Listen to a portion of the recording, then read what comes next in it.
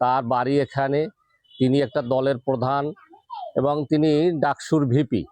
সেই সূত্র ধরেই মানুষ তার প্রতি অনেক আশাবাদী যে এখানে তিনি যদি নির্বাচিত হয় তাহলে সে এমপি হলেই একজন মন্ত্রিত্ব পাবে, আমাদের বিশ্বাস।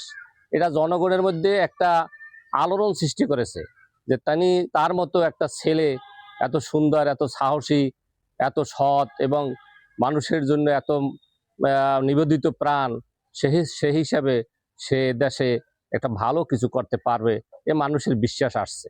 এখানে তিনি না হয়েও অনেক উন্নয়নমূলক কাজ করছেন। যেমন এখানে হরিদেবপুরের রামনাবাদ সেতুটি ইতিমধ্যেই তিনি এটার কাজের অগ্রগতি করতে পেরেছেন এবং কিছুদিনের মধ্যেই হয়তো কাজ আরম্ভ হয়ে যাবে। তাছাড়াও মসজিদ, মন্দির, বিভিন্ন পর্যায়ের এই সমস্ত উন্নয়নমূলক কাজগুলোও তার এই অল্প সময়ের মধ্যে তিনি এটা অগ্রগতি করতে পারছেন ইনশাল্লাহ।